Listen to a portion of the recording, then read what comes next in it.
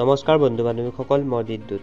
নিৰ্মলা সীতাৰমণ কেন্দ্ৰীয় বিত্তমন্ত্ৰী আৰু কৰ্পোৰেট পৰিক্ৰমা মন্ত্ৰী হিচাপে কাৰ্যনিৰ্বাহ কৰা এগৰাকী বিশিষ্ট ভাৰতীয় ৰাজনীতিবিদ। ইয়াৰ উপৰিও ৰাজ্যসভাৰ সদস্য হিচাপে কৰ্ণাটকক প্ৰতিনিধিত্ব কৰে। বন্ধু বান্ধৱীসকল, আজি আমি ভাৰতৰ ফাইনেন্স মিনিষ্টাৰ অৰ্থাৎ বিত্তমন্ত্ৰী নিৰ্মলা সীতাৰমণৰ বায়োগ্ৰাফীৰ বিষয়ে আলোচনা কৰিম। নিৰ্মলা সীতাৰমণৰ জন্ম হয় 18 আগষ্ট 1959 চনত। বাৰ্থ প্লেচ হৈছে মাদুৰাই, তামিলনাডু। এডুকেশ্যনেল কোৱালিফিকেশ্যন হৈছে এমফিল। প্ৰফেশ্যন হৈছে ইকনমিক্স, পলিটিকেল আৰু ছ'চিয়েল ৱৰ্কাৰ।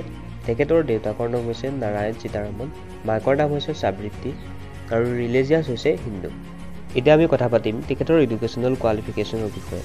নিৰ্মলা সীতাৰমণে মাদ্ৰাছ আৰু তিৰুচিৰাপল্লীত স্কুলীয়া শিক্ষা সমাপ্ত কৰে। তিৰুচিৰাপল্লীত সীতালক্ষ্মী ৰামাস্বামী মহাবিদ্যালয়ৰ পৰা অৰ্থনীতিত স্নাতক ডিগ্ৰী লাভ কৰে।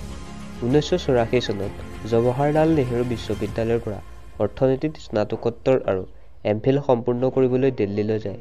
পৰৱৰ্তী সময়ত তেওঁ অৰ্থনীতি বিষয়ত PhD কৰিছিল যদিও সম্পূৰ্ণ কৰিব নোৱাৰিলে। বন্ধু বান্ধৱীসকল, এতিয়া আমি নিৰ্মলা সীতাৰমণৰ কেইটামান ইণ্টাৰেষ্টিং ফেক্ট আলোচনা কৰিম। তেওঁ এগৰাকী বিজেপিৰ সদস্য, কিন্তু তেওঁৰ স্বামী কংগ্ৰেছৰ সমৰ্থক পৰিয়ালৰ। ইন্দিৰা গান্ধীৰ পিছত প্ৰতিৰক্ষা মন্ত্ৰীৰ পদত অধিষ্ঠিত হোৱা দ্বিতীয়গৰাকী মহিলা। আৰু এতিয়া আমি কথা পাতিম তেখেতৰ পলিটিকেল জাৰ্নিৰ বিষয়ে।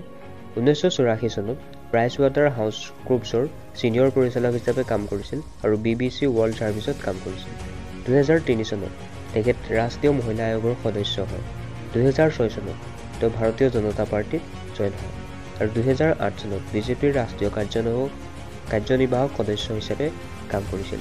2010 চনৰ পৰা 2014 চনলৈকে বিজেপিৰ ৰাষ্ট্ৰীয় মুখপাত্ৰ অৰ্থাৎ স্প'ক পাৰ্চন হিচাপে কাৰ্যনিৰ্বাহ কৰিছিল।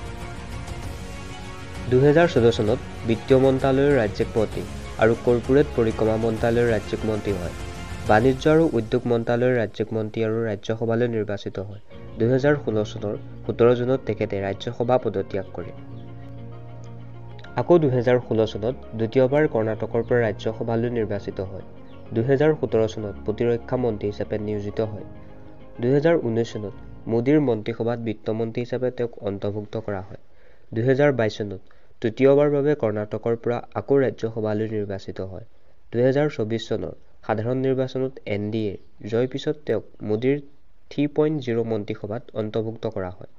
তেওঁ কেন্দ্ৰীয় বিত্তমন্ত্ৰী হিচাপে কাৰ্যনিৰ্বাহ কৰে আৰু কৰ্পোৰেট পৰিক্ৰমা মন্ত্ৰী হিচাপে কাৰ্যনিৰ্বাহ কৰি আছে। তেখেতৰ বৰ্তমান নেটৱৰ্থ হৈছে 1.91 কোটি আৰু এছেট হৈছে 2.64 কোটি আৰু লাইবিলিটি হৈছে 73.07 লাখ।